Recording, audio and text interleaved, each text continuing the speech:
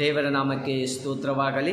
ಈಗ ತಾನೇ ಓದಲ್ಪಟ್ಟ ಒಂದು ಸತ್ಯವೇದ ವಾಕ್ಯವು ಇಲ್ಲಿ 1ನೇ ಸಾಮುವೇಲ 3ನೇ ಅಧ್ಯಾಯ 19, 20, 21 ವಚನ ಈಗಾಗಲೇ ಓದಲ್ಪಟ್ಟಿದೆ. ಇಲ್ಲಿ ಸ್ಪಷ್ಟವಾಗಿ ನೋಡುವ ಪ್ರಕಾರ ಸಾಮುವೇಲನಿಗೆ ಯಾವ ರೀತಿಯಲ್ಲಿ ದೇವದರ್ಶನವಾಯಿತು ಎಂಬುದಾಗಿ ಆಲೋಚಿಸುತ್ತಿರಬೇಕಾಗಿದೆ ಪ್ರಿಯರೇ. ಯಾಕಂದರೆ ಅನೇಕ ರೀತಿಯಲ್ಲಿ ಒಂದು ಸತ್ಯವೇದದಲ್ಲಿ ಅನೇಕರಿಗೆ ದೇವದರ್ಶನವು ಅನೇಕರಿಗೆ ಆಗಿದೆ ಪ್ರಿಯರೇ. ಆದರೆ ಕೆಲವರು ಹೇಳ್ಕೊಂಡಿದ್ದಾರೆ, ಕೆಲವರು ಹೇಳ್ಕೊಂಡಿಲ್ಲ ಪ್ರಿಯರೇ.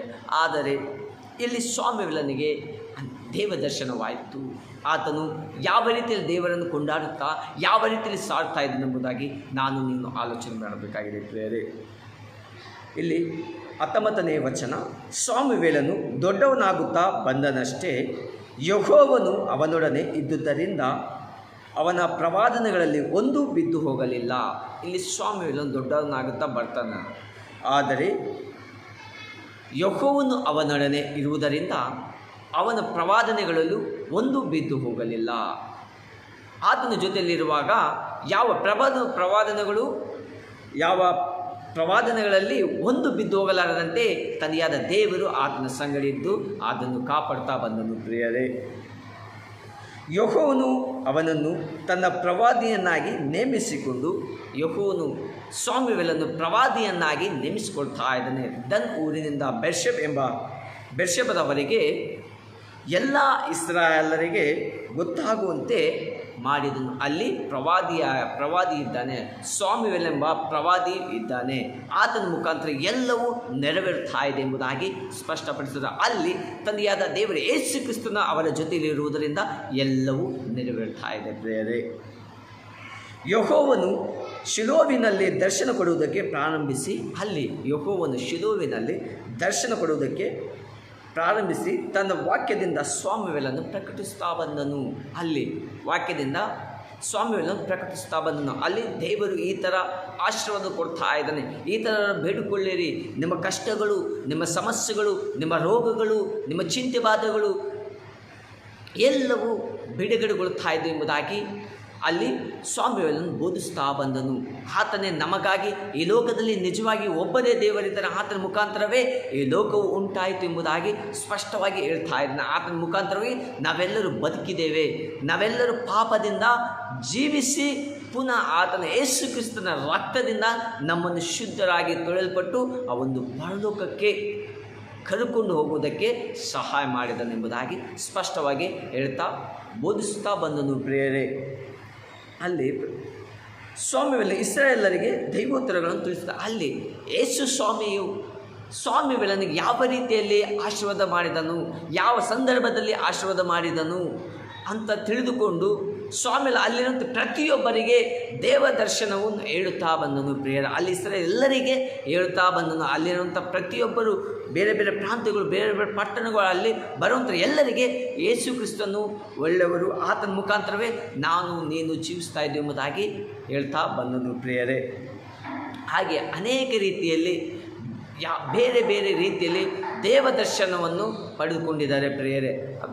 ಒಂದೊಂದಾಗಿ ನೋಡಿಕೊಳ್ಳೋಣ. ಇಲ್ಲಿ ಎರಡನೇದಾಗಿ ಯೌವನದಲ್ಲಿ ಯಾವ ರೀತಿಯಲ್ಲಿ ಪ್ರಾರ್ಥಿಸಬೇಕು, ಆ ಪ್ರಾರ್ಥನೆಗೆ ಸರಿಯಾದ ರೀತಿಯಲ್ಲಿ ಒಂದು ದೇವದರ್ಶನವಾಯಿತು ಎಂಬುದಾಗಿ ಇಂದು ಸತ್ಯವೇದದಲ್ಲೇ ಬರೆಯಲ್ಪಟ್ಟಿದೆ. ಅದು 2 ತಿಮೋಥೆ 22ನೇ ವಚನ. ಇಲ್ಲಿ ಸ್ಪಷ್ಟವಾಗಿ ನೋಡುವ ಪ್ರಕಾರ, ನೀನು ಯೌವನದ ಇಚ್ಛೆಗಳಿಗೆ ದೂರವಾಗಿರು. ಇಲ್ಲಿ ಯೌವನದ ಇಚ್ಛೆಗಳಿಗೆ ಈ ಒಂದು ಪ್ರತಿಯೊಬ್ಬರು ಯೌವನದ ಇಚ್ಛೆಗಳು ಯಾವ ರೀತಿಯಲ್ಲಿ ನಮ್ಮ ಜೀವನವನ್ನು ನರಕಕ್ಕೆ ಕರೆದುಕೊಂಡು ಹೋಗ್ತಾ ಇದ್ದಾನೆಂಬುದಾಗಿ ನಾನು ನೀನು ಆಲೋಚನೆ ಮಾಡಿದೆವು ಪ್ರಿಯರೇ. ಅನೇಕ ಸಂದರ್ಭದಲ್ಲಿ ದೇವರು ಸಭಾಪಾಲಕರ ಮುಖಾಂತರ ದೇವದರ್ಶನಗಳನ್ನು, ದೇವರ ಮಾತುಗಳನ್ನು ಅವುಗಳು ಹೇಳ್ತಾ ಬಂದಿದ್ದಾರೆ ಪ್ರಿಯರೇ. ಯೌವನದಲ್ಲಿ ಯಾವ ರೀತಿಯಲ್ಲಿ ಜೀವಿಸಬೇಕು ಎಂಬುದಾಗಿ ಆಲೋಚಿಸಬೇಕಾಗಿದೆ ಪ್ರಿಯರೇ. ಯಾಕಂದರೆ ಯೌವನದಲ್ಲಿಯೇ ಸೃಷ್ಟಿಕರ್ತನ ಸ್ಮರಿಸ್ತಾ ಇಲ್ಲ. ಯೌವನದಲ್ಲಿ ಏನು ಮಾಡ್ತಾ ಇದ್ದಾರೆ? ಸೃಷ್ಟಿಕರ್ತನನ್ನು ಸ್ಮರಿಸ್ತಾ ಇಲ್ಲ. ಅದೇ ನಮಗೆ ದೇವರಿಂದ ದೂರವಾಗಿರುವುದು ಒಂದೇ ಕಾರಣವಾಗಿದೆ ಪ್ರಿಯರೇ. ಅದೇ ನೋಡಿಕೊಳ್ಳೋಣ. ಯಾವ ರೀತಿಯಲ್ಲಿ ಸೃಷ್ಟಿಕರ್ತನನ್ನು ಸ್ಮರಿಸಬೇಕು, ಯಾವ ರೀತಿಯಲ್ಲಿ ನಾವು ದೇವರ ದರ್ಶನ ಮಾಡಬೇಕಾದ್ರೆ ನಾವು ಏನು ಮಾಡಬೇಕು ಎಂಬುದಾಗಿ ಒಂದು ವೇಳೆ ದೇವ ದರ್ಶನವೇ ಇಲ್ಲದಿದ್ದರೆ ಜೀವಿಸುವಾಗ ನಾನು ಯಾವ ರೀತಿಯಲ್ಲಿ ಒಂದು ನರಕಕ್ಕೆ ಭಾಗಿಯಾಗಿದ್ದೇನೆ, ನರಕಕ್ಕೆ ಹೋಗ್ತಾ ಇದ್ದೇನೆ ಎಂಬುದಾಗಿ ನೀವು ಎಲ್ಲರೂ ಪ್ರತಿಯೊಬ್ಬರು ಆಲೋಚನೆ ಮಾಡಬೇಕು ಪ್ರಿಯರೇ. ಅದೇ ರೀತಿಯಲ್ಲಿ ನಾನು ಹೇಳುವ ಪ್ರಕಾರ ದೇವರ ವಾಕ್ಯಗಳು ಸ್ಪಷ್ಟವಾಗಿ ಹೇಳ್ತಾ ಇದೆ ಪ್ರಿಯರೇ. ಹೇಳುವತ್ತನ್ನು ನಾನಲ್ಲ, ದೇವರು ಸ್ಪಷ್ಟವಾಗಿ ವಾಕ್ಯದ ಮುಖಾಂತರ ಮಾತಾಡಿಸ್ತಾ ಇದ್ದಾನೆ ಪ್ರಿಯರೇ. ನೀನು ಯೌವನದ ಇಚ್ಛೆಗಳಿಗೆ ದೂರವಾಗಿರು. ಯೌವನದ ಇಚ್ಛೆಗಳಿಂದ ದೂರವಾಗಿರಬೇಕಾಗಿದೆ ಪ್ರಿಯರೇ. ಯಾವುದು ಯೌವನದ ಇಚ್ಛೆಗಳು? ನಮ್ಮಲ್ಲಿ ಇರುವಂತಹ ಇಚ್ಛೆಗಳೇನಿದೆ, ಒಂದು ನರಕಕ್ಕೆ ಹೋಗ್ತಾ ಇದ್ದೇವೆ. ನಮ್ಮಲ್ಲಿರುವಂಥ ಪ್ರತಿಯೊಬ್ಬ ಮನುಷ್ಯನಲ್ಲಿರುವಂಥ ಯೌವನದಲ್ಲಿಯೇ ನಾವು ದೇವರನ್ನು ಸ್ಮರಿಸದೆ ಒಂದು ನರಕಕ್ಕೆ ಹೋಗ್ತಾ ಇದ್ದೇವೆ ಪ್ರಿಯರೇ. ಆದ್ದರಿಂದ ನಾವು ಯೌವನದ ನಮ್ಮಲ್ಲಿ ಇರುವಂಥ ಇಚ್ಛೆಗಳನ್ನು ಏನು ಮಾಡಬೇಕು? ಸಾಯಿಸಬೇಕು. ನಮ್ಮಲ್ಲಿರುವಂಥ ಇಚ್ಛೆಗಳಿಂದ ದೂರವಾಗಿರಬೇಕು. ದೇವರ ಇಚ್ಛೆಯಂತೆ ನೀನು ನಡೆಯಬೇಕಾಗಿದೆ ಪ್ರಿಯರೇ. ಈ ಲೋಕದಲ್ಲಿ ಸುಳ್ಳು, ಮೋಸ, ವಂಚನೆ, ಕಳ್ಳತನ, ಸುಲಿಗೆ, ವ್ಯಭಿಚಾರ, ಅನ್ಯಾಯ ಇವು ಲೋಕದಲ್ಲಿ ಬದುಕು ಬಾಳಿನ ಡಂಬ ಇವೆಲ್ಲ ಲೋಕದಲ್ಲಿ ನಿನ್ನನ್ನು ದೇವರಿಂದ ದೂರವಾಗಿ ಮಾಡ್ತಾ ಇದೆ ಪ್ರಿಯರೇ. ಇವುಗಳಿಂದ ನೀನು ದೂರವಾಗಿರಬೇಕು. ಯಾಕಂದರೆ ಇವುಗಳಿಂದ ದೂರವಾಗಿರುವಾಗ ದೇವರು ನಿನ್ನ ಬಳಿಗೆ ಬರುವಾತನಾಗಿದ್ದಾನೆ ಪ್ರಿಯರೇ. ಹಾಗಾದರೆ ನಾನು ಇವುಗಳಿಂದ ದೂರವಾಗಿದ್ದೇನಾ? ಇವುಗಳಿಂದ ನಾನು ದೇವರಿಂದ ದೂರವಾಗಿದ್ದೇನಾ? ಒಂದು ವೇಳೆ ಸೈತಾನಗೆ ಹತ್ತಿರವಾಗಿದ್ದೇನೆ ಎಂಬುದಾಗಿ ಆಲೋಚನೆ ಮಾಡಬೇಕಾಗಿದೆ ಪ್ರಿಯರೇ. ನಾವು ಪ್ರತಿಯೊಬ್ಬರಿಗೂ ಲೋಕದಲ್ಲಿ ಸೈತಾನನಿಗೆ ಹತ್ತಿರವಾಗ್ತಾ ಇದ್ದೇವೆ, ಆದರೆ ನಮಗೆ ತಿಳಿತಾ ಇಲ್ಲ. ಈ ಲೋಕದಲ್ಲಿ ತಿಳಿತಾ ಇಲ್ಲ ಪ್ರಿಯರೇ. ಸೈತಾನನು ಬರುವುದು ಒಂದು ಕ್ಷಣದಲ್ಲಿ ಬರ್ತಾ ಇದ್ದಾನೆ. ದೇವರು ನಿನ್ನ ಮನಸ್ಸಲ್ಲಿ ಇರ್ತಾ ಇದ್ದಾನೆ.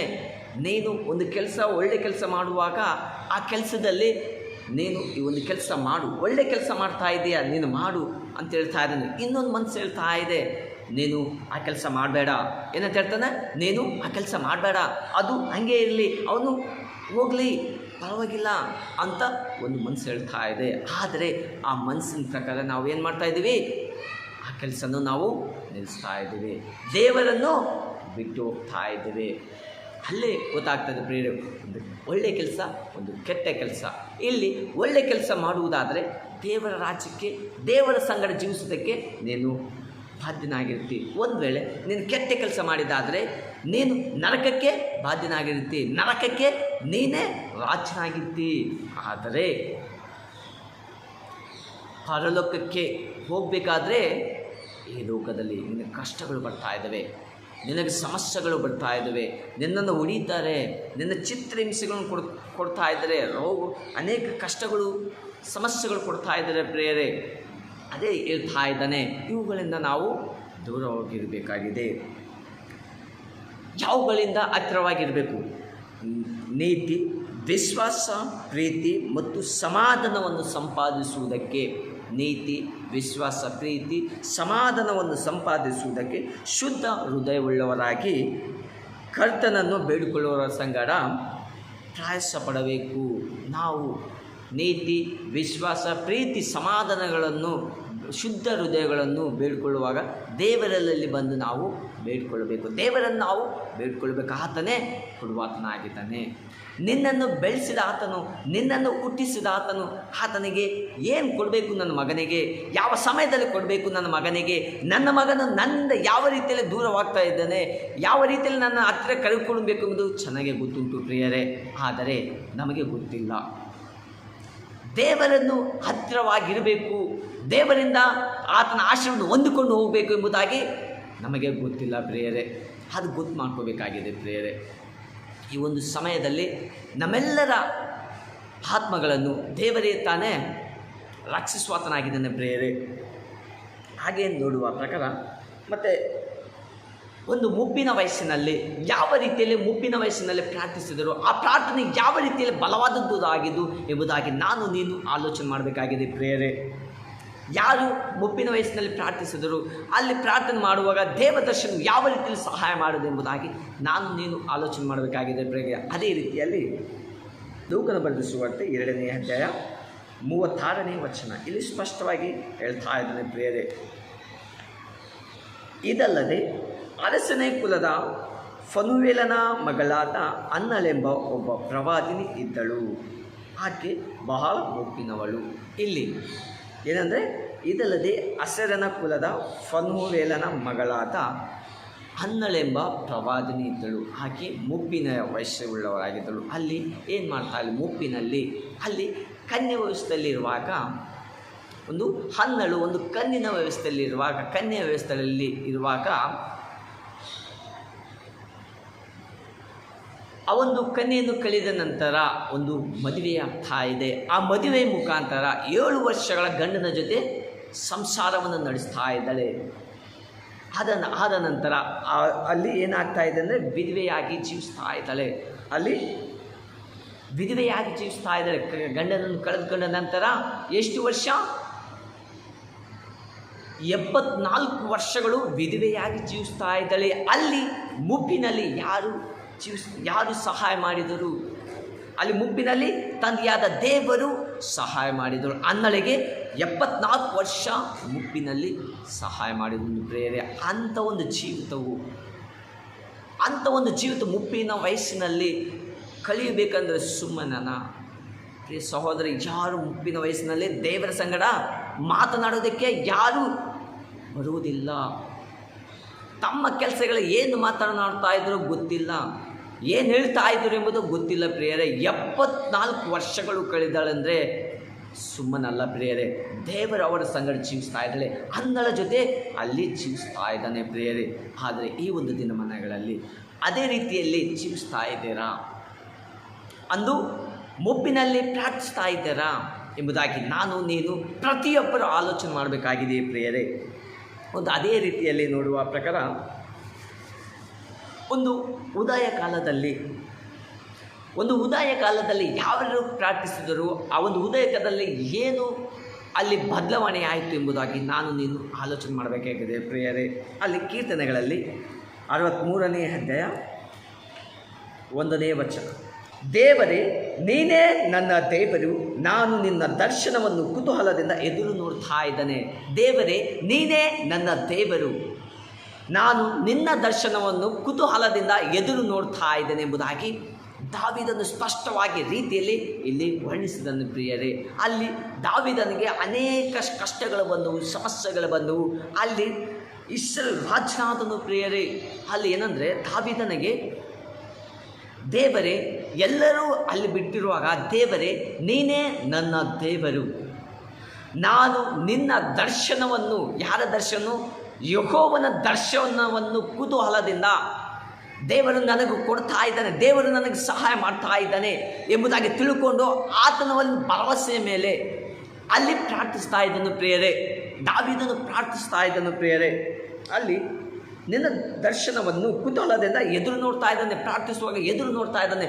ದೇವರು ಈಗ ಕೊಡ್ಬೋದು, ಇವಾಗ ಕೊಡ್ಬೋದು, ಆಮೇಲೆ ಕೊಡ್ಬೋದು ಎಂಬುದಾಗಿ ಪ್ರಾರ್ಥಿಸ್ತಾ ಇದ್ದನು ಪ್ರಿಯರೇ.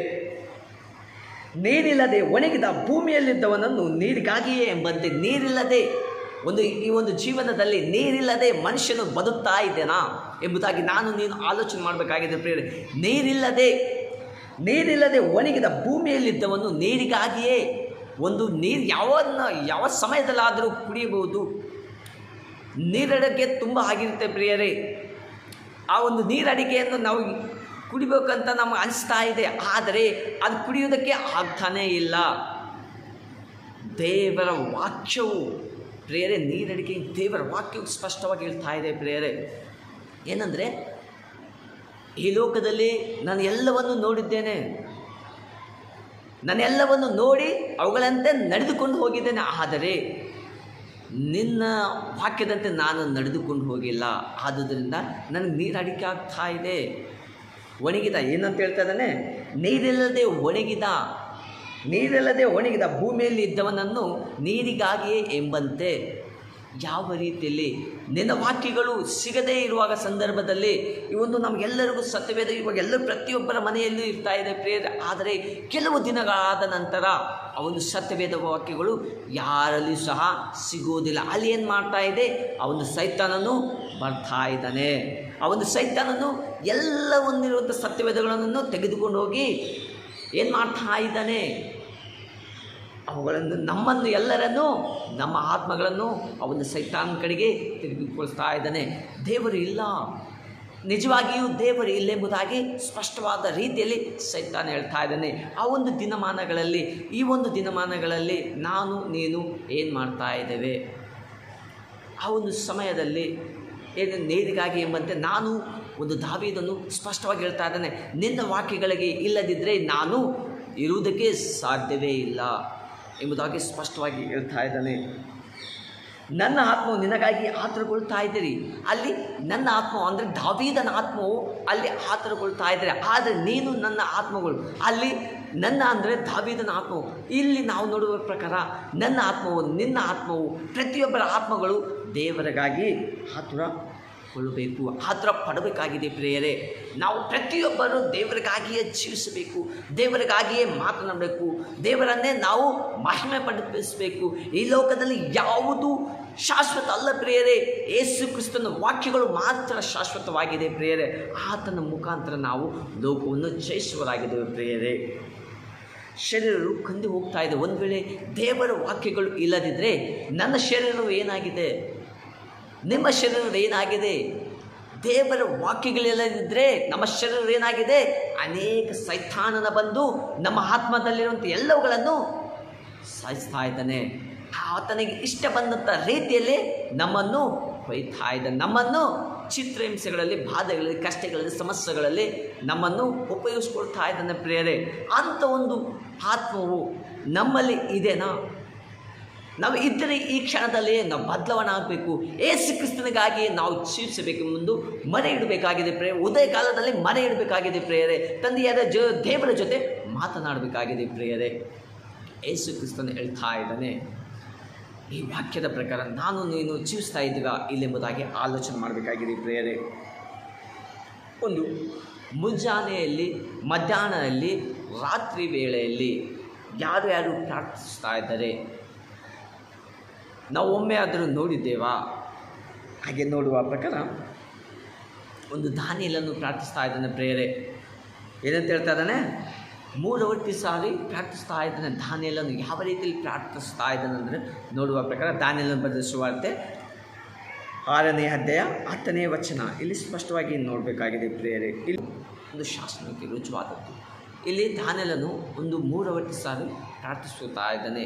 ಅಲ್ಲಿ ಆಕರ್ಷಕ ಅಂದರೆ ಮನೆ ಮೇಲುಗಡೆ ಹೋಗಿ, ಅಲ್ಲಿ ಮನೆಯ ಮೇಲುಗಡೆ ಕಿಟಕಿಗಳುಳ್ಳ ತನ್ನ ಮನೆಯ ಕೋಣೆಯ ಮೇಲೆ ಹೋಗಿ ಅಲ್ಲಿ ದೇವರ ಸಂಗಡ ಪ್ರಾರ್ಥಿಸ್ತಾ ಇದ್ದಾನೆ. ಪ್ರತಿದಿನ 3 ಪ್ರಾರ್ಥಿಸ್ತಾ ಇದ್ದಾನೆ. ನೋಡೋಣ.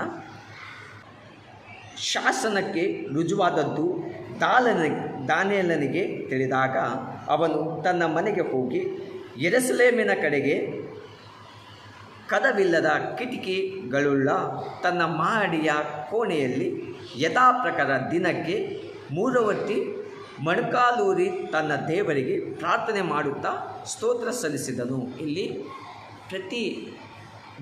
ಪ್ರತಿದಿನ 3 ಮೊಣಕಾಲೂರಿ ಪ್ರಾರ್ಥಿಸ್ತಾ ಇದ್ದಾನೆ. 3 ಮೊಣಕಾಲೂರಿ ಪ್ರಾರ್ಥಿಸ್ತಾ ಇದ್ದಾನೆ. ದೇವರನ್ನು ಕರೀತಾ ಇದ್ದಾನೆ, ದೇವರನ್ನು ಕೂಗ್ತಾ ಇದ್ದಾನೆ. ಆದರೆ ಈ ಒಂದು ದಿನಮಾನಗಳಲ್ಲಿ ನಾವು ಪ್ರತಿಯೊಂದು ದಿನವೂ ಒಂದು ಸಲ ಮಾಡಿದರೆ ಅದು ಹೆಚ್ಚಾಗ್ತಾ ಇದೆ ಪ್ರಿಯರೇ. ನಿನ್ನ ಪ್ರಾರ್ಥನೆ ಏನಾಗಿದೆ? ದೇವರೇ, ಈ ಒಂದು ಸಮಯವನ್ನು ಕೊಟ್ಟದಕ್ಕಾಗಿ ನಿನಗೆ ಸ್ತೋತ್ರ, ಈ ಒಂದು ಆಹಾರವನ್ನು ಕೊಟ್ಟದಕ್ಕಾಗಿ ನಿನಗೆ ಸ್ತೋತ್ರ ಅಂತ ನಾವು ಪ್ರಾರ್ಥಿಸ್ತಾ ಇದ್ದೇವೆ. ಆದರೆ ಇದು ಪ್ರಾರ್ಥಿಸುವುದಲ್ಲ ಪ್ರಿಯರೇ. ಈ ಲೋಕದಲ್ಲಿ ನಾನು ನೀನು ಜೀವಿಸುತ್ತೇವಿಲ್ಲ, ಆತನಿಗೆ ಯಾವ ರೀತಿಯಲ್ಲಿ ಪ್ರಾರ್ಥಿಸಬೇಕು? ದೇವರೇ, ಈ ಒಂದು ಸಮಯವನ್ನು ಕೊಟ್ಟದಕ್ಕಾಗಿ ನಿನಗೆ ಸ್ತೋತ್ರ. ನಿನ್ನ ಜೊತೆಯಲ್ಲಿ ಯಾರ ಜೊತೆಯಲ್ಲಿ? ತಂದೆಯಾದ ದೇವರ ಜೊತೆಯಲ್ಲಿ ಜೀವಿಸುವುದಕ್ಕೆ ಸಹಾಯ ಮಾಡು ಎಂದು ಪ್ರಾರ್ಥಿಸಬೇಕಾಗಿದೆ. ಆತನ ನಿನ್ನ ಮುಖಾಂತರವಾಗಿಯೇ ನಾನು ಲೋಕದಲ್ಲಿ ಜೀವಿಸ್ತಾ ಇದ್ದೇನೆ, ನಾನು ಮಾತನಾಡ್ತಾ ಇದ್ದೇನೆ. ಅಲ್ಲಿ ಮತ್ತೆ ಏನಂತ ಹೇಳಬೇಕು? ಅವರ ತಪ್ಪುಗಳನ್ನು, ಇತರ ತಪ್ಪುಗಳನ್ನು ನೀನು ಕ್ಷಮಿಸಬೇಕು. ಅವರ ಶತ್ರುಗಳನ್ನು ನಾವು ಕ್ಷಮಿಸಬೇಕು. ಒಂದು ವೇಳೆ ನೀನು ಆ ಕೆಲಸ ಇಲ್ಲದಿದ್ದರೆ ದೇವರಿಗೆ ನಿನ್ನ ಮರೆಯು ಇಷ್ಟವಾಗ್ತಾ ಇಲ್ಲ ಪ್ರಿಯರೇ. ಯಾವ ರೀತಿಯಲ್ಲಿ ಪ್ರಾರ್ಥಿಸ್ತಾ ಇದ್ದಾನೆಂದರೆ ಆತನ ಜೀವನವೇ ದೇವರಿಗೆ ಸಮರ್ಪಿಸುವುದನ್ನು ಪ್ರಿಯರೇ. ಆತನ ಜೀವನವು ದೇವರಿಗೆ ಸಮರ್ಪಿಸುವುದನ್ನು ಪ್ರಿಯರೇ. ಅಂದರೆ ದಾನಿಯೇಲನ ಜೀವಿತವು ಎಂಥದ್ದಾಗಿದೆ. ಆದರೆ ನಾನು ನೀನು ಈ ಒಂದು ದಿನಮಾನಗಳಲ್ಲಿ ಜೀವಿಸ್ತಾ ಇದ್ದೀವಲ್ಲ, ಯಾವ ರೀತಿಯಲ್ಲಿ ಜೀವಿಸ್ತಾ ಇದ್ದೀವಿ ಎಂಬುದಾಗಿ ಆಲೋಚನೆ ಮಾಡಬೇಕಾಗಿದೆ ಪ್ರಿಯರೇ. ಮುಂದೆ ನೋಡುವ ಪ್ರಕಾರ ಪ್ರತಿಯೊಂದು ವಿಷಯದಲ್ಲಿ ದಾನಿಯೇಲನು ಸ್ಪಷ್ಟವಾಗಿ ಹೇಳ್ತಾನೆ, ಇದೇ ರೀತಿಯಲ್ಲಿ ಪ್ರಾರ್ಥಿಸಬೇಕು, ಹೀಗೆ ಪ್ರಾರ್ಥಿಸಬೇಕು. ದೇವರ ಸಂಗಡ ನೀವು ಜೀವಿಸುವಾಗ ದೇವರು ನಿನ್ನ ಸಂಗಡ ಜೀವಿಸ್ತಾ ಇದ್ದಾನೆ ಎಂಬುದಾಗಿ ಸ್ಪಷ್ಟವಾಗಿ ನೇರವಾಗಿ ಉತ್ತರ ಹೇಳುವಾತನಾಗಿದ್ದಾನೆ ಪ್ರಿಯರೇ. ನೀನು ದೇವರ ಜೊತೆ ನೀನು ಪ್ರಾರ್ಥಿಸುವಾಗ ದೇವರು ನಿನ್ನ ಜೊತೆಯಲ್ಲಿ ಪ್ರಾರ್ಥಿಸುವನಾಗಿದ್ದಾನೆ, ನಿನ್ನ ಸಂಗಡ ಇರುವಾತನಾಗಿದ್ದಾನೆ, ನೇರವಾಗಿ ಉತ್ತರವನ್ನು ಕೊಡುವಾತನಾಗಿದ್ದಾನೆ ಪ್ರಿಯ ತಂದೆಯಾದ ದೇವರು. ಆದರೆ ಆ ಉತ್ತರವು ಬೇಕಾಗಿದೆ ನಮಗೆ, ಸೈತಾನ ಉತ್ತರಗಳು ಬೇಕಾಗಿಲ್ಲ. ತಂದೆಯಾದ ದೇವರು ನಿನ್ನನ್ನು ನನ್ನನ್ನು ಸೃಷ್ಟಿಸುವಂಥ ದೇವರ ಉತ್ತರವು ನನಗೆ ಬೇಕಾಗಿದೆ, ನಿಮಗೆ ಬೇಕಾಗಿದೆ ಪ್ರಿಯರೇ. ಹಾಗೆ ನಾವು ಜೀವಿಸುವಾಗ ಅದೇ ರೀತಿಯಲ್ಲಿ ನೋಡುವ ಪ್ರಕಾರ ಒಂದು 7-6ನೇದಾಗಿ ಮಧ್ಯರಾತ್ರಿಯಲ್ಲಿ ಯಾರು ಪ್ರಾರ್ಥಿಸುತ್ತಾರೆ, ಆ ಒಂದು ಮಧ್ಯರಾತ್ರಿ ಪ್ರಾರ್ಥನೆ ಎಂಥದ್ದಾಗಿದೆ ಪ್ರಿಯರೇ. ಒಂದು ಕ್ಷಣ ಪ್ರಾರ್ಥಿಸುವಾಗ, ಒಂದು ಮಧ್ಯರಾತ್ರಿಯಲ್ಲಿ ಒಂದು ಸಲ ಪ್ರಾರ್ಥಿಸು. ಆ ದೇವರ ಜೊತೆಲೇ ನೀನು ಮಾತನಾಡು, ದೇವರು ನಿನ್ನ ಜೊತೆಲೇ ಮಾತನಾಡ್ತಾ ಇದ್ದಾನೆ ಇಲ್ಲ ಎಂಬುದಾಗಿ ಒಂದು ಸಲ ಪರೀಕ್ಷಿಸು ಎಂಬುದಾಗಿ ನನ್ನದೊಂದು ಸಲಹೆ ಆಗಿದೆ ಪ್ರಿಯರೇ. ದೇವರ ಸಂಗಡ ನಾವೆಲ್ಲರೂ ಪ್ರಾರ್ಥಿಸಬೇಕಾಗಿದೆ. ಮತ್ತೆ ಒಂದು ರಾತ್ರಿಯಲ್ಲಿ ಪ್ರಾರ್ಥಿಸಬೇಕು. ಆದರೆ ಪ್ರಾರ್ಥಿಸುವಾಗ ದೇವರು ನನಗೆ ಏನು ಕೊಡ್ತಾ ಇದ್ದಾನೆ ಎಂಬುದಾಗಿ ಪ್ರತಿಯೊಬ್ಬರು ಆಲೋಚನೆ ಮಾಡಿ ನಮಗೆ ಏನು ಸಹಾಯ ಮಾಡಬೇಕು, ದೇವರು ಏನು ಕೊಟ್ಟಿದ್ದಾನೆ, ಇನ್ನು ಏನು ಕೊಡಬೇಕು ಎಂಬುದಾಗಿ ನಾವು ಪ್ರಾರ್ಥಿಸಬೇಕಾಗಿದೆ ಪ್ರಿಯರೇ. ಈ ಲೋಕದಲ್ಲಿ ಎಲ್ಲವನ್ನು ಕೊಟ್ಟಿದ್ದಾನೆ, ಆಸ್ತಿಯನ್ನು ಕೊಟ್ಟಿದ್ದಾನೆ, ಅಂತಸ್ತವನ್ನು ಕೊಟ್ಟಿದ್ದಾನೆ, ಸಿರಿ ಸಂಪತ್ತನ್ನು ಕೊಟ್ಟಿದ್ದಾನೆ, ಅಣ್ಣರನ್ನು ಕೊಟ್ಟಿದ್ದಾನೆ, ಅಪ್ಪ ಅಮ್ಮನನ್ನು ಕೊಟ್ಟಿದ್ದಾನೆ, ಪ್ರತಿ ಬಂಧು ಬಳಗವನ್ನು ಕೊಟ್ಟಿದ್ದಾನೆ ಪ್ರಿಯರೇ. ಆದರೆ ದೇವರೇ, ನಿನ್ನ ಜ್ಞಾನವು ಈ ಲೋಕದಲ್ಲಿ ಯಾವ ರೀತಿಯಲ್ಲಿ ಸಾರಿದೆಯೋ, ನಿನ್ನ ಬೋಧನೆ ಸಾರಿದೆಯೋ ಅದೇ ರೀತಿಯಲ್ಲಿ ನಾನು ಸಹ ನಿನ್ನ ಮಗನಾದ ನನ್ನನ್ನು ಒಂದು ಸಮಯದಲ್ಲಿ, ಈ ಒಂದು ದಿನಮಾನಗಳಲ್ಲಿ, ಒಂದು 2ನೇ ಬರಣದಲ್ಲಿ ನನ್ನ ಆತ್ಮಗಳನ್ನು ರಕ್ಷಿಸುವುದಕ್ಕೆ ದಾರಿ ಮಾಡು ಪ್ರಭುವೆ ಎಂಬುದಾಗಿ ನಾವು ಪ್ರಾರ್ಥಿಸಬೇಕಾಗಿದೆ ಪ್ರಿಯರೇ. ನಾವು ದೇವರ ವಾಕ್ಯಗಳನ್ನು ಅನ್ಯ ಜನರಿಗೆ ಹೋಗಿ ಸಾರಬೇಕಾಗಿದೆ ಪ್ರಿಯರೇ.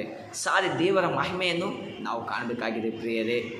ಈ ಲೋಕದಲ್ಲಿ ನಮಗಿಂತ ಅನ್ಯರು, ದೇವರ ಗೊತ್ತಿಲ್ಲದವರೇ ಅವರು ಬೇಗ ದೇವರ ರಾಜ್ಯಕ್ಕೆ ಸೇರುವವರಾಗಿದ್ದಾರೆ ಪ್ರಿಯರೇ. ಆದರೆ ನಾವು ಸೇರುವುದಿಲ್ಲ. ಯಾಕಂದರೆ ನಾವು ದೇವರ ಬಗ್ಗೆ ತಿಳ್ಕೊಂಡಿದ್ದೇವೆ, ದೇವರು ಇದ್ದಾನೆ, ದೇವರ ಆತನಿಗೆ ಭಯ ಬೀಳ್ತಾ ಇಲ್ಲ, ಭಯ ಭಕ್ತಿ ವಿನಯ ಇಲ್ಲ ನಮ್ಮಲ್ಲಿ. ಆಗಿರುವುದರಿಂದ ಅವರು ಮೊದಲು ಹೋಗ್ತಾ ಇದ್ದಾರೆ ಪ್ರಿಯರೇ. ನಾವು ಅವರಂತೆ ಜೀವಿಸಲಾರದೆ ತಂದೆಯಾದ ದೇವರು ನಿನಗಾಗಿ ನನಗಾಗಿ ಒಂದು ಸತ್ಯವೇದ ವಾಕ್ಯವು ಕೊಟ್ಟು ಹೋಗಿದ್ದಾನೆ ಪ್ರಿಯರೇ. ಆ ಥರವಾಗಿ ನಮಗೆ ಕೊಟ್ಟು ಹೋಗಿದ್ದಾನೆ. ಇದೇ ರೀತಿಯಲ್ಲಿ ನೀನು ಜೀವಿಸುವಾಗ ನನ್ನ ಸಂಗಡ ಜೀವಿಸಿ ಎಂಬುದಾಗಿ ಸ್ಪಷ್ಟವಾಗಿ ಹೇಳ್ತಾ ಇದ್ದಾನೆ ಪ್ರಿಯರೇ. ಒಂದು ಮಧ್ಯರಾತ್ರಿಯಲ್ಲಿ ಯಾರು ಪ್ರಾರ್ಥಿಸಿದರು, ಆ ಪ್ರಾರ್ಥನೆ ಎಂಥದ್ದಾಗಿದೆ ಎಂದು ನೋಡುವ ಪ್ರಕಾರ ಅಪೊಸ್ತಲರ ಕೃತ್ಯಗಳು 16ನೇ ಅಧ್ಯಾಯ 25ನೇ ವಚನ ಇಲ್ಲಿ ಸ್ಪಷ್ಟವಾಗಿ ನೋಡುವ ಪ್ರಕಾರ ಪೌಲಸೀಲನು ಇಲ್ಲಿ ಪ್ರಾರ್ಥಿಸ್ತಾ ಇದ್ದಾನೆ. ಪೌಲಸೀಲನು ಅಲ್ಲಿ ಜೈಲಿನಲ್ಲಿರುವಂತಹ ಸಂದರ್ಭದಲ್ಲಿ ಅಲ್ಲಿ ಒಂದು ಸೆರೆಮನೆಯಲ್ಲಿ ಜೀವಿಸ್ತಾ ಇದ್ದಾನೆ ಪ್ರಿಯರೇ. ಯಾವುದೇ ಒಂದು ವಿಷಯದಲ್ಲಿ ಆತನ ಪೌಲಸೀಲನನ್ನು ಒಂದು ಸೆರೆಮನೆಯಲ್ಲಿ ಹಾಕ್ತಾ ಇದ್ದಾರೆ ಪ್ರಿಯರೇ. ಹಾಕುವ ಸಂದರ್ಭದಲ್ಲಿ ದೇವರಿಗೆ ಮತ್ತು ಪೌಲಸೀಲನಿಗೆ ಎಂಥ ಸಂಬಂಧವಿತ್ತು, ಅದು ಎಂಥ ಸಂಬಂಧವಿತ್ತಂದರೆ ಅಷ್ಟು ಸಂಬಂಧವಿತ್ತು, ಬಲವುಳ್ಳದ್ದು ಪ್ರಿಯರೇ. ಅಂಥ ಬಲವುಳ್ಳದ ಸಂಬಂಧವು ನನ್ನಲ್ಲಿ ಇರಬೇಕಾಗಿದೆ ಪ್ರಿಯರೇ. ನೋಡೋಣ. ಮಧ್ಯರಾತ್ರಿಯಲ್ಲಿ ಪೌಲಸೀಲನು ಪ್ರಾರ್ಥನೆ ಮಾಡುವವರಾಗಿ ದೇವರಿಗೆ ಸ್ತುತಿ ಪದಗಳನ್ನು ಹಾಡುತ್ತಿದ್ದರು. ಸೆರೆಯಲ್ಲಿದ್ದವರು ಲಕ್ಷ್ಯ ಬಿಟ್ಟು ಕೇಳುತ್ತಿದ್ದರು. ಅಲ್ಲಿ ಏನಂತ ಹೇಳ್ತಾ ಇದ್ದಾನೆ, ಮಧ್ಯರಾತ್ರಿಯಲ್ಲಿ ಪೌಲಸೀಲನು ಪ್ರಾರ್ಥಿಸ್ತಾ ಇದ್ದರು. ಇನ್ನು ಅನೇಕರಲ್ಲಿ ಸೆರೆಮನೆಯಲ್ಲಿ ಪ್ರಾರ್ಥಿಸ್ತಾ ಇದ್ದರು ಪ್ರಿಯರೇ. ಅಲ್ಲಿ ಮಧ್ಯರಾತ್ರಿಯಲ್ಲಿ ಪ್ರಾರ್ಥಿಸುವಾಗ ಅಲ್ಲಿರುವಂತಹ ಸೆರೆಮನೆಗೆ ಏನಾಗ್ತದೆ, ಅಲ್ಲಿರುವಂತಹ ಅಲ್ಲಿರುವಂತಹ ಜನರು ಆ ಒಂದು ಪ್ರಾರ್ಥನೆಗೆ ಕಿವಿಯನ್ನು ಕೊಡ್ತಾ ಇದ್ದರು, ಕೇಳ್ತಾ ಇದ್ದರು. ಹೌದು, ಇಷ್ಟು ಒಳ್ಳೆ ದೇವರು ನಿಮ್ಮ ದೇವರ, ಇಷ್ಟು ಭಯಂಕರ ದೇವರ ನಿಮ್ಮ ದೇವರ ನಿಮ್ಮನ್ನು ಬಿಡುಗಡೆ ಮಾಡ್ತಾ ಇದ್ದಾನ ಎಂಬುದಾಗಿ ಅಲ್ಲಿ ಜನರು ಆಲೋಚಿಸ್ತಾ ಇದ್ದರು ಪ್ರಿಯರೇ. ಅಲ್ಲಿ ಆಲೋಚಿಸುವ ದೇವರು ಏನಾಗಿದ್ದಾನೆ, ಮಹಾಭಯಂಕರನು, ದೇವರಲ್ಲಿಯೇ ದೊಡ್ಡ ದೇವರು, ಭಯಂಕರನ ದೇವರಾಗಿದ್ದಾನೆ ಪ್ರಿಯರೇ ನಮ್ಮ ದೇವರು. ಆದರೆ ಇಲ್ಲಿ ಪೌಲಸಿಲನ್ನು ಪ್ರಾರ್ಥಿಸುವಾಗ ಆ ಪ್ರಾರ್ಥನೆಗೆ ದೇವರು ಉತ್ತರ ಕೊಟ್ಟನು ಪ್ರಿಯರೇ. ಅಲ್ಲಿರುವಂಥ ಸೆರೆಮನೆಯು, ಅಲ್ಲಿರುವಂಥ ಜೈಲು ಎಲ್ಲವೂ ಪುಡಿಯಾಯಿತು ಪ್ರಿಯರೇ. ಆ ಪ್ರಾರ್ಥನೆಗೆ ಆ ಒಂದು ಸೆರೆಮನೆಯಲ್ಲಿದ್ದಂತಹ ಪೌಲಸಿಲನು ಹೊರಗಡೆ ಬಂದನು ಪ್ರಿಯರೇ. ಅಂಥ ಅದ್ಭುತವಾದ ಪ್ರಾರ್ಥನೆಯು ನಿನ್ನಲ್ಲಿ ನನ್ನಲ್ಲಿ ಇದೆನಾ? ಯಾಕಂದರೆ ಪೌಲಸಿಲನ ಪ್ರಾರ್ಥನೆಯೇ ನನ್ನ ಜೀವನದಲ್ಲಿ ನಿನ್ನ ಜೀವನದಲ್ಲಿ ಇರಬೇಕಾಗಿದೆ. ಅವತ್ತು ಪೌಲಸಿಲನ ಪ್ರಾರ್ಥನೆಗಾಗಿ ನಾನು ನೀನು ಜೀವಿಸಬೇಕಾಗಿದೆ ಪ್ರಿಯರೇ. ಅಷ್ಟು ಅದ್ಭುತವಾದ ರೀತಿಯಲ್ಲಿ ಪ್ರಾರ್ಥಿಸುವಂತನಾಗಿದ್ದಾನೆ ಪ್ರಿಯರೇ. ಇನ್ನು 7ನೇದಾಗಿ ನೋಡುವ ಪ್ರಕಾರ 7ನೇದಾಗಿ ದುಃಖದ ಸಮಯದಲ್ಲಿ ಯಾರು ಪ್ರಾರ್ಥಿಸಿದರು ಎಂದು ನೋಡುವ ಪ್ರಕಾರ ಇಲ್ಲಿ ದುಃಖದ ಸಮಯದಲ್ಲಿ ಪ್ರಾರ್ಥಿಸುವ 12 ಪ್ರಾರ್ಥಿಸ್ತಾ ಇದ್ದಾಳೆ ಪ್ರಿಯರೇ. ಇಲ್ಲಿ ನೋಡುವ ಪ್ರಕಾರ 1ನೇ ಸಾಮುವೇಲ 1ನೇ ಅಧ್ಯಾಯ 10ನೇ ವಚನ ಇಲ್ಲಿ ನೋಡುವ ಪ್ರಕಾರ ಇಲ್ಲಿ ಸ್ಪಷ್ಟವಾಗಿ ಹೇಳ್ತಾ ಇದ್ದಾನೆ ಪ್ರಿಯರೇ. 12 ಯಾವ ರೀತಿಯಲ್ಲಿ ಪ್ರಾರ್ಥಿಸ್ತಾ ಇದ್ದಾಳೆ. ಅಲ್ಲಿ ಈ ಒಂದು ಅಧ್ಯಾಯವನ್ನು ಬರೆದಂಥವ್ರು ಯಾರು? ಸಾಮುವೇಲನ ಪ್ರಿಯರೇ. ಸಾಮುವೇಲನ ಮಗನೇ, ತಾಯಿಯೇ ಅನ್ನಳು ಪ್ರಿಯರೇ. ಅನ್ನಳ ಮಗ ಸಾಮುವೇಲನು, ಸಾಮುವೇಲ ತಾಯಿ ಅನ್ನಳಾಗಿದ್ದಾಳೆ ಪ್ರಿಯರೇ. ಇದೊಂದು ಅಧ್ಯಾಯವನ್ನು ಬರೆದಿದ್ದವರು ಸಾಮುವೇಲನ ಪ್ರಿಯರೇ. ಇಲ್ಲಿ ನೋಡುವ ಪ್ರಕಾರ ಇಲ್ಲಿ ಯಾವ ರೀತಿಯಲ್ಲಿ ನೋಡೋಣ. ಬಹು ದುಃಖದಿಂದ ಕಣ್ಣೀರು ಸುರಿಸುತ್ತಾ ಯೆಹೋವನನ್ನು ಕುರಿತು, ಸೇನಾಧೀಶ್ವರನಾದ ಯೆಹೋವನೇ, ನಿನ್ನ ದಾಸಿಯ ದುಃಖವನ್ನು ಪರಾಂಬರಿಸು, ನನ್ನನ್ನು ತಿರಸ್ಕರಿಸದೆ ಕನಿಕರವಿಟ್ಟು ನನಗೊಬ್ಬ ಮಗನನ್ನು ಕೊಡಬೇಕು, ಅವನು ಜೀವದಿಂದಿರುವ ತನಕ ನಿನ್ನ ಮಗನಾಗಿಯೇ ಇರುವ ಹಾಗೆ ನಿನಗೆ ಪ್ರತಿಷ್ಠಿಸಿ ಕೊಡುವೆನು ಎಂಬುದಾಗಿ ಸ್ಪಷ್ಟವಾಗಿ ಹೇಳ್ತಾ ಇದ್ದಾನೆ ಪ್ರಿಯರೇ. ಇಲ್ಲಿ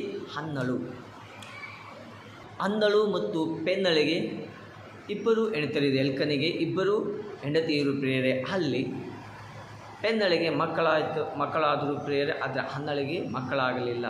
ಅಂಥ ಒಂದು ಸಮಯದಲ್ಲಿ ಅಲ್ಲಿ ಪೆನ್ನಳು ಅನ್ನಳಿಗೆ ಅನೇಕ ರೀತಿಯಲ್ಲಿ ಸಮಸ್ಯೆಗಳಿಂದ, ಚಿತ್ರಹಿಂಸೆಗಳಿಂದ ಅನೇಕ ರೀತಿಯಲ್ಲಿ ಮಾತನಾಡ್ತಾ ಟೀಕಿಸ್ತಾ ಇದ್ದಳು. ಆದರೆ ಅದನ್ನು ತಾಳಲಾರದೆ ಅನೇಕ ರೀತಿಯಲ್ಲಿ ಎಷ್ಟು ಈ ಒಂದು ದಿನಮಾನಗಳಲ್ಲಿ ಮನೆಯಲ್ಲಾಗಲಿ ಸಮಸ್ಯೆಗಳು, ತೊಂದರೆಗಳು ಬಂದರೆ ನೀವು ಎಷ್ಟು ಸಹ ಸಹಿಸ್ಕೊಳ್ತಾ ಇದ್ದೀರಿ. ಒಂದು ವೇಳೆ ಅತಿ ಹೆಚ್ಚಾಯ್ತಪ್ಪ ನೀವೇನು ಮಾಡ್ತಾ ಇದ್ದೀರಿ ಎಂಬುದಾಗಿ ಜಗಳ ಆಡ್ತಾ ಇದ್ದೇವೆ. ಅವರಿಂದ ನಾವು ದೂರವಾಗ್ತಾ ಇದ್ವು. ಆದರೆ ಇಲ್ಲಿ ಒಂದು ಅನ್ನಳು ದೇವರನ್ನು ಮರೆಯುತ್ತಳು ಪ್ರಿಯರೇ. ದೇವರೇ, ನನಗೆ ಒಬ್ಬ ಮಗನನ್ನು ಕೊಡು, ಅವನನ್ನು ನಿನಗೆ ಸಮರ್ಪಿಸ್ತಾ ಇದ್ದೇನೆ ಎಂಬುದಾಗಿ ಸ್ಪಷ್ಟವಾಗಿ ನೇರವಾಗಿ ಹೇಳ್ತಾ ಇದ್ದಾಳೆ ಪ್ರಿಯರೇ. ಆ ಒಂದು ಉತ್ತರವನ್ನು ಕೇಳಿಕೊಂಡು ತಂದೆಯಾದ ದೇವರು ನೇರವಾಗಿ ಅನ್ನಳ ಜೊತೆ ಮಾತನಾಡಿ ಒಂದು ಗರ್ಭಫಲವನ್ನು ಕೊಟ್ಟನು ಪ್ರಿಯರೇ. ಒಂದು ಅದ್ಭುತವಾದ ರೀತಿಯಲ್ಲಿ ಆ ಮಗನನ್ನು ಆ ಒಂದು ಅನ್ನಳಿಗೆ ದೊರಕಿಸುವಂತೆ ಮಾಡಿದನು ಪ್ರಿಯರೇ. ಆ ಮಗನೇ ಒಂದು ಸಾಮುವೇಲನ 1ನೇ ಸಾಮುವೇಲ 2ನೇ ಸಾಮುವೇಲ ಬರೆದಂಥ ಪ್ರವಾದಿ ಈತನಾಗಿದ್ದನು ಪ್ರಿಯರೇ. ಅಂದರೆ ಅಷ್ಟು ದುಃಖದಿಂದ ಒಂದು ಪ್ರಾರ್ಥನೆಗೆ ದೇವರು ಕಣ್ಣನ್ನು ತೆರೆದನು ಪ್ರಿಯರೇ. ಆದರೆ ಈ ಒಂದು ದಿನಮಾನಗಳಲ್ಲಿ ಅನೇಕರು ಮದುವೆಯಾಗಿ ಮಕ್ಕಳಿಲ್ಲದೆ ಜೀವಿಸ್ತಾ ಇದ್ದಾರೆ ಪ್ರಿಯರೇ. ಅಂಥವರು ಸಹ ದೇವರಿಗೆ ಸಮರ್ಪಿಸಿರಿ, ನಿಮ್ಮ ಆತ್ಮವನ್ನು ದೇವರಿಗೆ ಸಮರ್ಪಿಸಿರಿ. ನಿನ್ನನ್ನು ನೋಡುವಾತನಾಗಿದ್ದಾನೆ ದೇವರು. ನಿನ್ನನ್ನು ಸೃಷ್ಟಿಸಿದಂಥ ದೇವರು ನಿನ್ನ ಮಗನನ್ನು ಕೊಡದೆ ಜೀವಿಸ್ತಾ ಇದ್ದಾನೆ ಪ್ರಿಯರೇ. ಕೊಡುತ್ತಾನೆ, ಖಂಡಿತವಾಗಿ ಕೊಡುತ್ತಾನೆ. ಆತನ ಮೇಲೆ ಭಾರವಾಕಿ ಆತನನ್ನು ನೆನೆಸಿಕೊಳ್ಳಿರಿ, ಆತನಿಗೆ ಸಮರ್ಪಿಸಿರಿ. ನಿಮ್ಮ ಮಕ್ಕಳ ನಿಮ್ಮಂತೆಯೇ ದೇವರೇ, ನಿನ್ನಂತೆಯೇ ನಾನು ಸಮರ್ಪಿಸ್ತಾ ಇದ್ದೇನೆ, ನಿನಗೆ ಸೇವೆಯಲ್ಲಿ ಸಮರ್ಪಿಸ್ತಾ ಇದ್ದೇನೆ. ನಿನಗೆ ನಾನು ನನ್ನ ಮಗನನ್ನು ನಿನ್ನ ಮೇಲೆ ಭಾರವನ್ನು ಹಾಕಿದ್ದೇನೆ ಎಂಬುದಾಗಿ ದೇವರಿಗೆ ನಾವು ಸಮರ್ಪಿಸಬೇಕಾಗಿದೆ ಪ್ರಿಯರೇ. ಇಲ್ಲಿ ದೇವರಿಗೆ ಸಮರ್ಪಿಸುವ ಆ ಒಂದು ಕ್ಷಣವೇ ಸರಿಯಾದ ಉತ್ತರ. ನೇರವಾಗಿ ಒಂದು ಅನ್ನಳ ಜೊತೆ ಮಾತನಾಡಿದ ಪ್ರಿಯರೇ. ಆ ಒಂದು ಮಗನೇ ಒಂದು ಸಾಮುವೇಲನಾಗಿದ್ದಾನೆ ಪ್ರಿಯರೇ. ಅದೇ ರೀತಿಯಾಗಿ ಒಂದು ಅನಾರೋಗ್ಯದ ಸಮಸ್ಯೆಯಲ್ಲಿ ಯಾರು ಪ್ರಾರ್ಥಿಸಿದರು ಪ್ರಿಯರೇ? ಅನೇಕರು ಪ್ರಾರ್ಥಿಸ್ತಾ ಇದ್ದಾರೆ. ಆದರೆ ಇಲ್ಲಿ ಯೋಬನೊಬ್ಬ ರಾಜನು ಇದ್ದಾನೆ ಪ್ರಿಯರೇ. ಅವನು ಆ ರಾಜ್ಯವನ್ನು ಅದ್ಭುತವಾದ ರೀತಿಯಲ್ಲಿ ಆ ಒಂದು ರಾಜ್ಯ ನಡೆಸ್ತಾ ಇದ್ದಾನೆ ಪ್ರಿಯರೇ. ಕೆಲವು ಸಮಯ ನಂತರ ಆ ಒಂದು ಯೋಬನ ಜೀವಿತವೇನಾಗಿದ್ದರೆ ಅನಾರೋಗ್ಯದಿಂದ ನಳೀತಾ ಇದ್ದಾನೆ.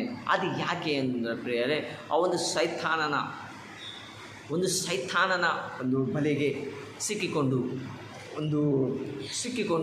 ಆತನು ಕಳ್ಕೊಳ್ತಾ ಇದ್ದಾನೆ. ಆದರೆ ಈ ಲೋಕದಲ್ಲಿ ದೇವರು ಕೊಟ್ಟನು, ದೇವರೇ ತೆಗೆದುಕೊಂಡನು ಪ್ರಿಯರೇ. ಅದೇ ಹೇಳ್ತಾ ಇದ್ದಾನೆ. ನೋಡುವ ಪ್ರಕಾರ ಒಂದು ಯೋಬನ ಗ್ರಂಥ 42ನೇ ಅಧ್ಯಾಯ 10ನೇ ವಚನ. ಯೋಬನ ಗ್ರಂಥ 10ನೇ ವಚನ ಇಲ್ಲಿ ಸ್ಪಷ್ಟವಾಗಿ ಹೇಳ್ತಾ ಇದ್ದಾನೆ ಪ್ರಿಯರೇ.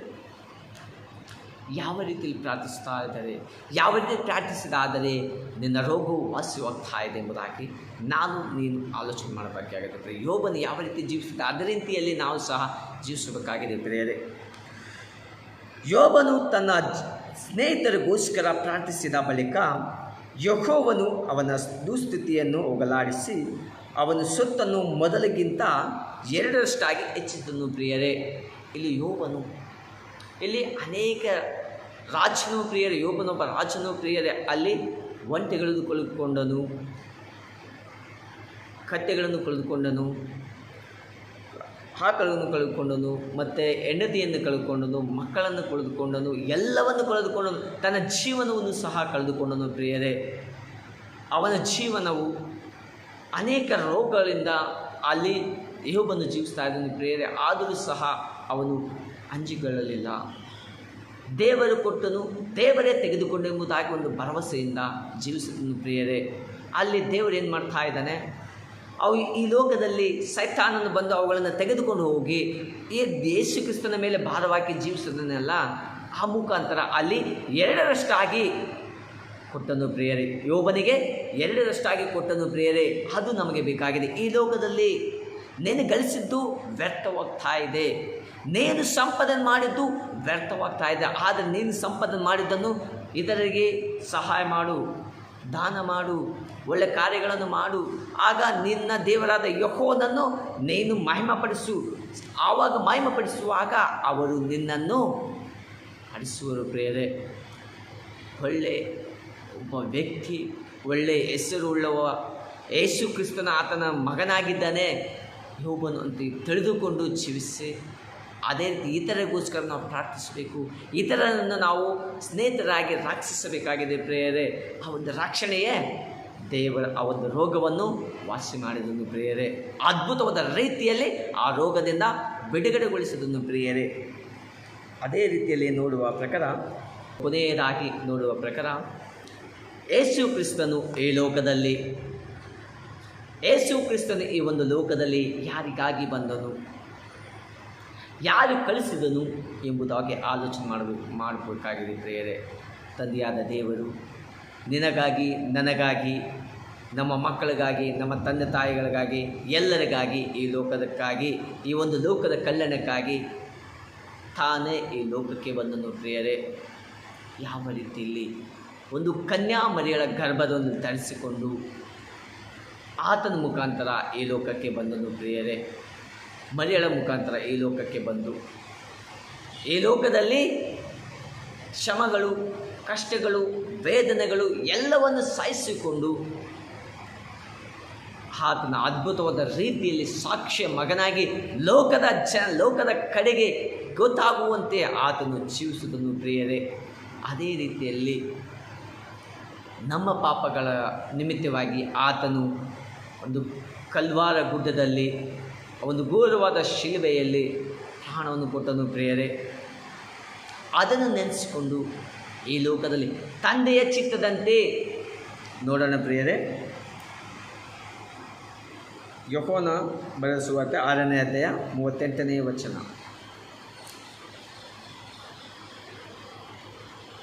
ನನ್ನ ಚಿತ್ತದಂತೆ ನಡೆಯುವುದಕ್ಕಾಗಿ ನಾನು ಬಂದಿಲ್ಲ.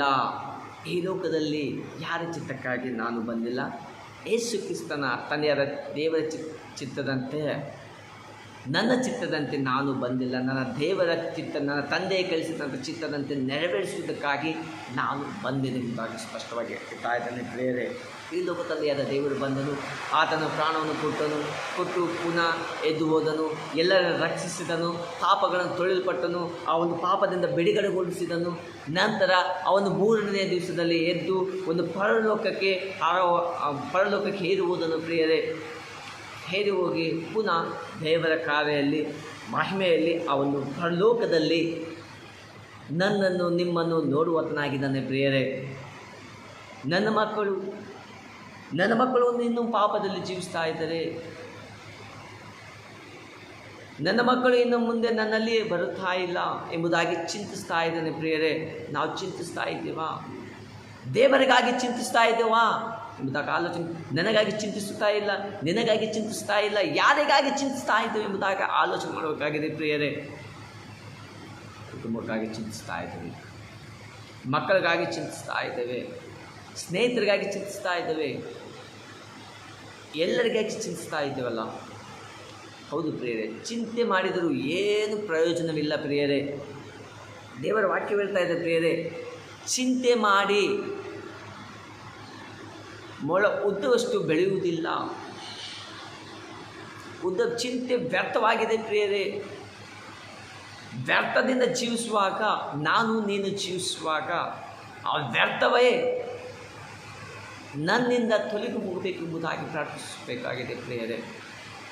ದೇವರ ಸನ್ನಿಧಾನಕ್ಕೆ ಬಂದು ದೇವರ ವಾಕ್ಯಗಳನ್ನು ಕೇಳಿಕೊಂಡು ಪ್ರತಿದಿನವೂ ದೇವರ ಜೊತೆಯಲ್ಲಿ ಮಾತನಾಡಬೇಕಾಗಿದೆ ಪ್ರಿಯರೇ. ಮಾತನಾಡುವಾಗ ದೇವರು ನಿನ್ನ ಸಂಗಡ ಮಾತನಾಡುವತನಾಗಿದ್ದಾನೆ ಪ್ರಿಯರೇ. ಕೊನೆಯದಾಗಿ ನೋಡುವ ಪ್ರಕಾರ ದೇವರು ಈ ಲೋಕದಲ್ಲಿ ಎಲ್ಲಿದ್ದಾನೆ, ಏನು ಮಾಡ್ತಾ ಇದ್ದಾನೆ ಅನ್ಯರು ಕೇಳುವಾಗ ಸಂದರ್ಭದಲ್ಲಿ ಅವರಿಗೆ ಉತ್ತರವನ್ನು ಕೊಡಬೇಕಾಗಿದೆ ಪ್ರಿಯರೇ. ಅದು ಯಾವ ರೀತಿಯಲ್ಲಿ ಕೊಡಬೇಕು? ದೇವರು ನಿನ್ನ ಸಂಗಡ ನನ್ನ ಸಂಗಡ ಜೀವಿಸ್ತಾ ಇದ್ದಾನೆ. ನೀನು ಒಳ್ಳೆಯ ಕೆಲಸಗಳನ್ನು ಮಾಡು, ಕಷ್ಟದಲ್ಲಿರುವಾಗ ಅವರಿಗೆ ಸಹಾಯ ಮಾಡು, ಅಲ್ಲಿ ದೇವರು ಇಡ್ತಾ ಇದ್ದಾನೆ. ನಾನು ನೀನು ಜೀವಿಸುವಾಗ ಪ್ರತಿಯೊಂದು ವಿಷಯದಲ್ಲಿಯೂ ದೇವರ ಸಂಗಡ ಪ್ರಾರ್ಥಿಸುವಾಗ ಆ ಪ್ರಾರ್ಥನೆಯಲ್ಲಿಯೂ ದೇವರು ನಿನ್ನನ್ನು ಕಾಣ್ತಾ ಇದ್ದಾನೆ. ನೀನು ಸಹ ದೇವರ ಕಾಣುವಂತನಾಗಿದೆ ದೇವರೇ. ನಾವು ಪ್ರತಿದಿನವೂ ದೇವರ ಜೊತೆ ಮಾತನಾಡೋಣ, ದೇವರನ್ನು ಮಹಿಮಾಪಡಿಸೋಣ, ದೇವರನ್ನು ಬೇಡಿಕೊಳ್ಳೋಣ. ರವಿವಾರ ಸಬ್ಬತ್ ದಿನ ಬಂದರೆ ಸಾಕು, ದೇವರ ದಿನವೆಂದು ಆಚರಣೆ ತರುತ್ತಾ ಇದ್ದೇವಲ್ಲ. ನಾವು ದೇವರ ದಿನವನ್ನು ನಾವು ಯಾವ ರೀತಿಯಲ್ಲಿ ಮಾಡ್ತಾ ಇದ್ದೀವಿ? ಒಂದು ಸನ್ನಿಧಾನಕ್ಕೆ ಬಂದು ಪ್ರಾರ್ಥಿಸ್ತಾ ಇದ್ದೀವಾ? ದೇವರ ಮಹಿಮೆಯನ್ನು ಕಾಣ್ತಾ ಇದ್ದೀವಾ? ಅನ್ಯರು ಪ್ರಿಯರೇ, ಅನ್ಯರು ಕೇಳ್ತಾ ಇದ್ದಾರೆ ಪ್ರಿಯರೇ, ಈ ಒಂದು ದಿನವು ನೀವು ಸಬ್ಬತ್ ದಿನವಾಗಿದೆ, ನಿಮ್ಮ ದೇವರ ದಿನವಾಗಿದೆಯಲ್ಲ, ಯಾಕೆ ನೀವು ದೇವರ ದಿನಕ್ಕೆ ಹೋಗ್ತಾ ಇಲ್ಲ, ದೇವರ ಸನ್ನಿಧಾನಕ್ಕೆ ಹೋಗ್ತಾ ಇಲ್ಲ ಎಂಬುದಾಗಿ ಪ್ರಶ್ನಿಸ್ತಾ ಇದ್ದಾರೆ ಪ್ರಿಯರೇ. ನಾವು ಆ ಒಂದು ಪ್ರಶ್ನೆಯನ್ನು ಕೇಳಬೇಕಾ? ಹೌದು ಪ್ರಿಯರೇ, ನಾವು ದೇವರ ದಿನವನ್ನು ಒಂದು 6 ದಿವಸ ಕೆಲಸ ಮಾಡಿ ಒಂದು 7ನೇ ದಿನದಲ್ಲಿ ವಿಶ್ರಾಮಿಯ ದಿನವಾಗಿದೆ ಪ್ರಿಯರೇ. ಅದು ದೇವರಿಗೆ ವಿಶ್ರಾಮಿ ದಿನವಾಗಿದೆ, ಆದರೆ ನಿನಗೂ ಸಹ ವಿಶ್ರಾಂತಿ ದಿನವಾಗಿದೆ ಪ್ರಿಯರೇ. ನೀನು 6 ದಿವಸಗಳು ಕಷ್ಟಪಟ್ಟು ಕೆಲಸ ಮಾಡ್ತಾ ಇದೆಯಲ್ಲ, ಆ ಕಷ್ಟಪಟ್ಟು ಕೆಲಸದಿಂದ ಒಂದು ದಿನ ರೆಸ್ಟ್ ಆಗಿ, ಒಂದು ದಿನ ವಿಶ್ರಾಂತಿ ದಿನವಾಗಿದೆ. ಆ ದಿನದಲ್ಲಿ ನೀನು ದೇವರನ್ನು ಸ್ಮರಿಸು. ಆ ದೇವರು ಕೊಟ್ಟಿಲ್ಲದಿದ್ದರೆ ನೀನು ಜೀವಿಸ್ತಾ ಇದ್ದೀಯಾ? ಆ ದೇವರಿಲ್ಲದಿದ್ದರೆ ನೀನು ಜೀವಿಸ್ತಾ ಇದ್ದೀಯಾ ಎಂಬುದಾಗಿ ಆಲೋಚನೆ ಮಾಡಬೇಕಾಗಿದೆ ಪ್ರಿಯರೇ. ಅಂದರೆ ನಮ್ಮ ಸಭೆಯು ಹತ್ತಿರವಾಗಿದೆ, ನಮ್ಮ ಚರ್ಚು ಹತ್ತಿರವಾಗಿ ಇದೆ ಎಂದು ತಿಳ್ಕೊಂಡು ಸಭೆಗೆ ಬರುವುದು ಮುಖ್ಯವಲ್ಲ. ದೇವರಿಗೆ ಹತ್ತಿರವಾಗಿದ್ದೇವೆ ಎಂಬುದು ತಿಳಿದುಕೊಂಡು ದೇವರ ಸನ್ನಿಧಾನಕ್ಕೆ ಬರಬೇಕಾಗಿದೆ ಪ್ರಿಯರೇ. ನಿನ್ನ ಸಂಗಡ ಜೀವಿಸ್ತಾ ಇದ್ದೇನಲ್ಲ, ನನ್ನ ಜೊತೆಯಲ್ಲಿ ಜೀವಿಸ್ತಾ ಇದ್ದೇನಲ್ಲ, ತಿಳಿದುಕೊಂಡು ದೇವರ ಸನ್ನಿಧಾನಕ್ಕೆ ಬನ್ನಿರಿ ಪ್ರಿಯರೇ. ಪ್ರತಿಯೊಬ್ಬರು ಯಾರ್ಯಾರು ಕೇಳ್ತಾ ಇದ್ರು, ಪ್ರತಿಯೊಬ್ಬರು ದೇವರ ವಾಕ್ಯಗಳನ್ನು ಕೇಳಿಕೊಂಡು ಪ್ರತಿಯೊಬ್ಬರು ದೇವರ ಹತ್ತಿರವಾಗಿ ಇದ್ದಾನೆ ಎಂಬುದಾಗಿ ತಿಳಿದುಕೊಂಡು ಜೀವಿಸುವಾಗ ಆತನು ನಿಮ್ಮ ಸಂಗಡ ಜೀವಿಸುವನಾಗಿದ್ದಾನೆ. ಪ್ರತಿಯೊಬ್ಬರ ಜೀವಿಸು ತನ್ನ ಆತ್ಮಗಳನ್ನು ದೇವರು ಕೊಟ್ಟಿದ್ದಾನಲ್ಲ, ದೇವರು ಪುನಃ ತೆಗೆದುಕೊಂಡು ಹೋಗುವ ಸಂದರ್ಭದಲ್ಲಿ ಆ ಒಂದು ಎರಡನೇ ಬರಣದಲ್ಲಿ ನಿನ್ನ ಆತ್ಮಗಳು ನನ್ನ ಆತ್ಮಗಳು ದೇವರು ಒಪ್ಪಿಸೋಣ ಪ್ರಿಯರೇ. ಪ್ರತಿಯೊಬ್ಬರನ್ನು ಈ ವಾಕ್ಯವನ್ನು ಕೇಳಿಕೊಂಡು ಪ್ರತಿಯೊಬ್ಬರು ದೇವರು ಈ ವಾಕ್ಯಗಳನ್ನು ಆಶೀರ್ವದಿಸಲಿ. ಆಮೆನ್.